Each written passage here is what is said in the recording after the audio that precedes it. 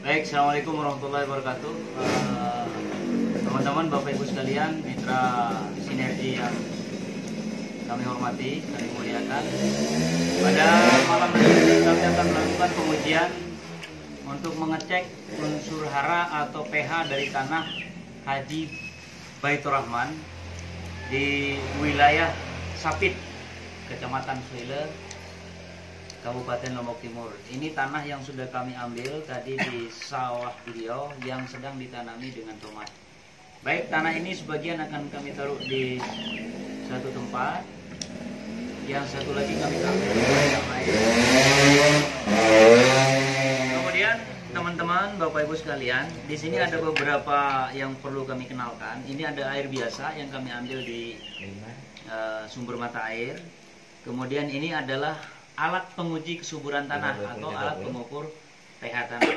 Jadi sedikit menyampaikan bahwa alat penguji kesuburan tanah ini nanti akan kita lengkapi dengan bola lampu.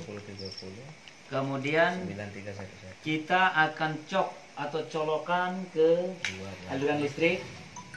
Nanti pada saat tanah ini kami kasih air, jika lampunya nyala terang, berarti pH tanahnya cukup bagus atau setidaknya pH 6. pH 6 tanahnya atau kualitas nomor 1.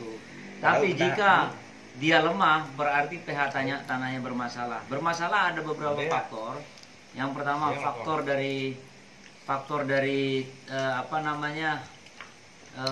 tanahnya sendiri, yang mana tanah tersebut sudah mencapai titik jenuh karena menggunakan pupuk kimia secara terus-menerus.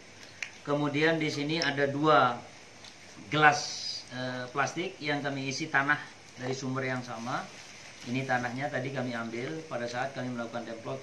Kemudian yang terakhir ini adalah biang dari Ego Farming yang sudah kami campurkan selama 2 hari.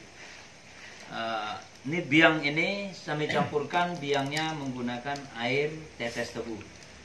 Baik teman-teman, sebelumnya saya akan mencampurkan tanah ini dengan air biasa.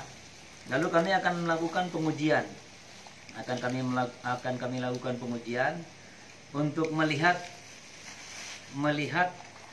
kualitas pH dari tanah ini.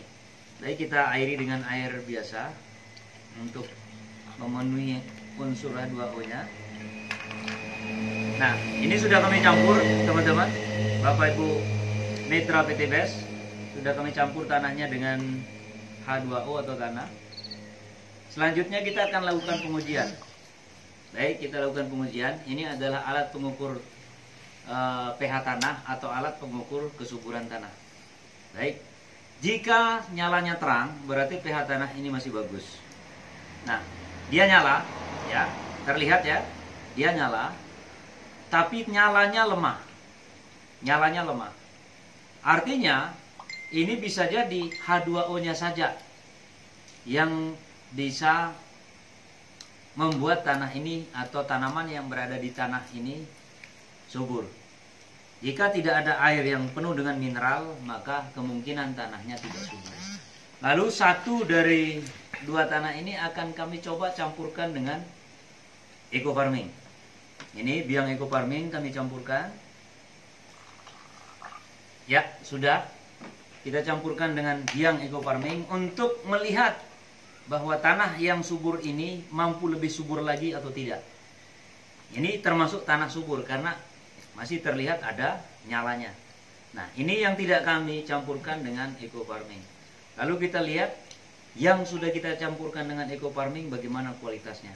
Ya, terlihat ya, Bapak Ibu mitra sinergi dan teman-teman petani. Ternyata tanah yang apabila dicampurkan dengan Eco Farming, tingkat pH-nya langsung bisa naik. Bahkan bisa menjadi pH 7 ke atas. pH 6 saja tanah itu sudah dianggap subur. Nah, bagaimana dengan yang ini? Masih tetap pada kualitas semula. Kualitas semula, nyalanya redup. Memang betul tanah ini subur, tapi tidak sesubur yang dikehendaki oleh para petani. Kemudian tanah yang sudah kita campur dengan Eco Farming terlihat sangat subur karena nyala lampu dari alat pengukur atau alat pengukur indikator kesuburan tanah sangat terang. Terlihat ya Bapak Ibu. Kita ulangi lagi. Ya, ini masih kurang subur. Lalu setelah dicampur dengan eco farming, subur.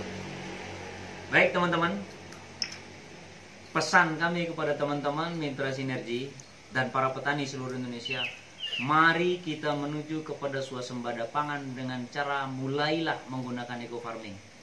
Apa yang membuat Anda harus memilih eco farming? Yang pertama, biaya produksi Anda murah. Biasanya dalam 1 hektar lahan yang Anda tanami dengan tomat misalnya, itu bisa sampai 8 sampai 10 juta untuk biaya pupuk kimia, baik itu TSP, kemudian Tosca, kemudian obat hama dan lain-lain, 8 sampai 10 juta. Hanya dengan menggunakan eco farming, 1 hektar lahan Anda hanya butuh 1,5 juta. Hasil panennya bagaimana? Hasil panen Anda bisa berpotensi 2 kali lipat. Biasanya per sekali panen 2 ton atau 2,5 ton bisa menjadi 5 ton, 4,5 ton atau 5 ton. Berarti terjadi peningkatan hasil panen 100%. Biaya produksi dari 8 juta bisa Anda turunkan jadi 1,5 juta. Itu saja dari kami, dengan saya Yuda Erlangga, leader Sinergi NTB. Go berkah, no riba. Assalamualaikum warahmatullahi wabarakatuh.